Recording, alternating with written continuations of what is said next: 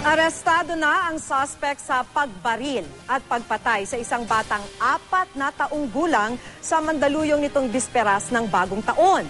Kwento ng suspect, lasing siya ng aksidenteng naiputok ang sumpa. Nakatutok si Mav Gonzalez.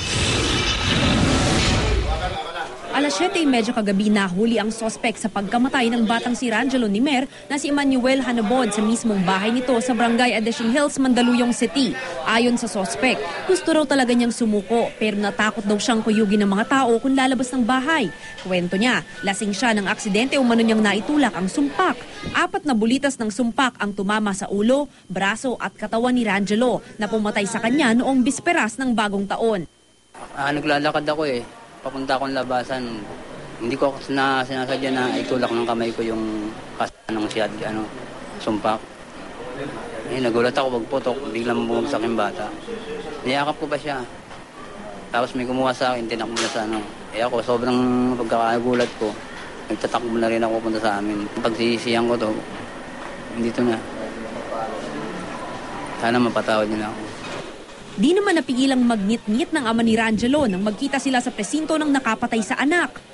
Kahit paano po maluwag sa loob ko. Napakasakit po mawala ng anak, lalo na pagmahal na mahal mo. Ay, parang hindi na may babalik ang buhay ng anak ko. Sabi ko talaga baka sa hostisya ng anak ko. Ikinulong sa Mandaluyong Police Headquarters ang suspect bago siya in-inquest ngayong araw para sa reklamong homicide.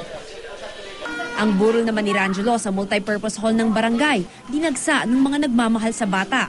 Lumabas pa nga mula Naik, Cavite ang ilang niyang kaanak.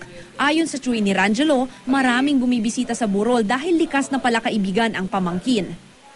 Halos lahat ng mga kapitbahay nila, mga bata na nagsilipan agad dito na sinasabi nga na napakabait nga daw ng bata, maraming kaibigan, pati matatanda, mga kabarkada niya. Pagkatapos magsampa ng reklamo at ayusin ang mga papeles ni Rangelo, iuuwi na siya sa Naik, Cavite para doon ilibing. Mav Gonzalez, Nakatutok, 24 Oras.